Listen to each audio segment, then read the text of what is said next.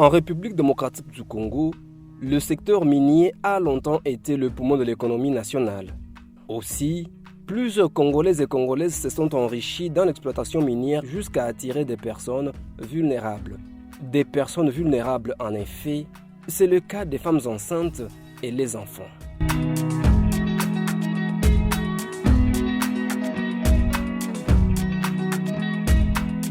Par la pauvreté de leur ménage ou de leurs parents, ces derniers sont poussés à rentrer dans l'exploitation minière, souvent artisanale.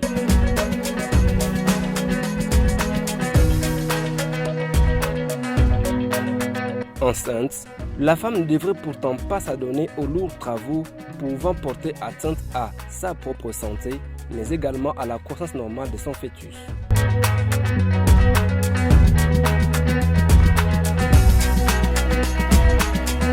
Il en va autant des enfants qui, encore mineurs d'âge, devraient dépendre entièrement de leurs parents et non l'inverse. La place de l'enfant, en effet, c'est à l'école. Mais sur ces images, des enfants trop jeunes soulèvent sacs et pierres pour quelques francs congolais et c'est ainsi leur quotidien en dehors du cadre de croissance normale.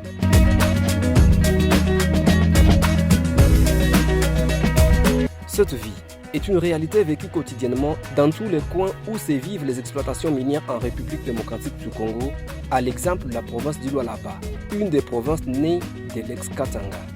Ici, plusieurs femmes inondent des espaces miniers. Les longs des cours d'eau, on les aperçoit nombreuses, lavant sables et pierres, dans l'espoir de trouver quelques pierres précieuses. Certaines d'entre elles sont enceintes et fragiles, mais pauvres et n'ont pas d'autres ressources et ne peuvent faire que cela. Avec elles, des mineurs d'âge traînent des heures de travail par jour à la recherche de quelques pierres rentables. Pourtant, depuis des années, le monde des organisations non gouvernementales appelle la République démocratique du Congo à sortir ses enfants des mines, leur offrir une chance de devenir des hommes et des femmes utiles pour eux-mêmes et pour la nation entière. Mais aujourd'hui encore, c'est par centaines que se lancent femmes enceintes et enfants dans ces milieux dangereux, un terrain auquel malgré tout ils ne savent renoncer, car le silence des autorités montre qu'aucune prise en charge n'est prévue et donc ils ne peuvent compter que sur cette prise de risque, quelquefois irrationnelle.